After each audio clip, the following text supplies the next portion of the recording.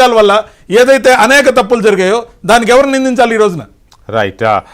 బాలకోటయ్య గారు మొదలుపెట్టారు. Lokesh working president పాత్రలోకి enter అయిపోయి ఈ హెచ్చరికలు కానీ జగన్మోహన్ రెడ్డికి ఇచ్చిన సవాల్, నిజానికి ఇది వైజాగ్లో ఉరుసా భూములు రూపాయికి ఇచ్చేశారు ఎకరం అనే జరుగుతున్న ఒక భయంకరమైన దుష్ప్రచారాన్ని అటు వైఎస్ఆర్ కాంగ్రెస్ పార్టీ అధ్యక్షులుగా జగన్మోహన్ రెడ్డి కానీ, ఆయన పార్టీ నాయకులు కానీ, ఆయన నీలి మీడియా కానీ, ఆయన కూల్ మీడియా కానీ ఒకటే ఊదరగొట్టే ప్రచారం చేస్తున్న టైంలో లోకేష్ ఇవాళ విసిరిన సవాల్, దాన్ని మనం ఎలా తీసుకోవచ్చు, నెక్స్ట్ ఇక ఆయన ఎంటర్ అయిపోయిన తర్వాత వర్కింగ్ ప్రెసిడెంట్గా బాధ్యతలు తీసుకున్న తర్వాత ఇంకెలా ఉండొచ్చు, దాని ప్రభావం ఇంకెలా ఉండొచ్చు, దాంతోపాటు మిగతావి. సో ఇదంతా కూడా జగన్మోహన్ రెడ్డికి హెచ్చరికలుగా మనం తీసుకోవచ్చుగా? జగన్మోహన్ రెడ్డి రియాక్ట్ అవ్వాల్సిన అవసరం లేదా? వెంకటకృష్ణ గారు, ఒక మహానాడు జరుగుతున్న ఒక ప్రధానమైన సన్నివేశంలో ఈ డిబేట్ పెడుతున్నాం. అవును, ఎవరు చెప్పినా చెప్పకపోయినా ఇది చూస్తున్న ప్రజలకు మాత్రం రెండు మాటలను నిజాలు చేరవేయాలి.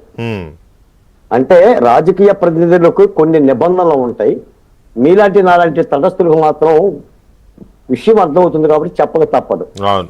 తెలుగుదేశం పార్టీకి భావి నాయకుడు లోకేష్ గారు రేపు బాధ్యతలు స్వీకరించబోతున్నారు. ఇప్పటికే ఆంధ్రప్రదేశ్ పరిపాలనలో లోకేష్ గారి ముద్ర ఉంది. ఆయనే చెప్పాడు 25 మంది మంత్రుల్లో 17 మంది కొత్త వారు ఉన్నారని. 17 మంది మంత్రులు కూడా లోకేష్ గారి యొక్క పాదముద్రలు ఉన్నాయి. ఇది యథార్థం, మేము స్వయంగా చూస్తున్నది. రెండోది, ఒరుసా భూముల్లో 99 పైసలకి ఎకరం ఇస్తున్నారు.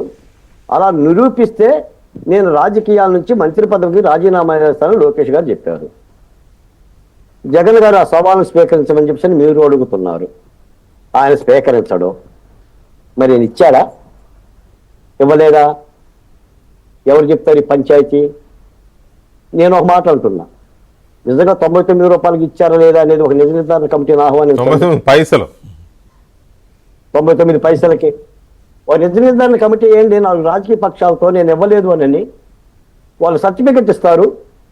ఇప్పుడు 5 సంవత్సరాలు ఆయన 99 పైసలే చెప్తాడు, మీరే ఇవ్వలేదని చెప్తారు.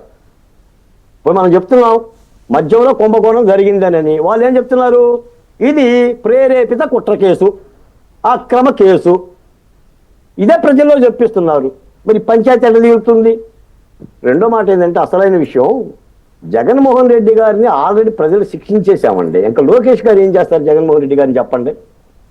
ఏం పోరాటం? ఆయన పరిపాలన చేయాలి. ప్రజలకి గత ఎన్నికల్లో ఇచ్చిన వాగ్దానాలు, ప్రజలకి ఇచ్చిన హామీలను నెరవేర్చేందుకు తెలుగుదేశం పార్టీ తరఫున కొత్త అధ్యక్షుడిగా ప్రజలకు మరింత చేరువ, అంటే కార్యకర్తలకే కాదు ప్రజలకు చేరువైపోయి నూతన నాయకుడిగా ఆయన ఎదగాలి. అప్పుడు ఆ పార్టీకి భవిష్యత్తు ఉంటుంది. మనం ఏం చెప్పాం గతంలో, అంటే అసాంఘిక శక్తుల్ని లేకుండా చేయడం కూడా ఒక బాధ్యతే కదా. అది కూడా పరిపాలనలో భాగమే. మరి అదే అంటున్నా, అది పరిపాలనలో భాగమే. చేయమనండి, దర్యాప్తు సంస్థల ద్వారా చెయ్యాలనే చెప్తున్నా. కాబట్టి మనం చెప్పాం, ఆలమందల చెదరిన పశువుల కాపరిది తప్పు, సేనల చెదరిన సేననాథుడి తప్పు అని 13వ శతాబ్దపు చౌడప్ప మహాకవి చెప్పాం. జగన్మోహన్ రెడ్డి గారి వెనల ఉత్సాహానికి పరిపాలనకి తేడా ఉందండి. పరిపాలన పరిణతి జోడుగుర్రాలు, కవల పిల్లలు. పరిణతి అవసరం.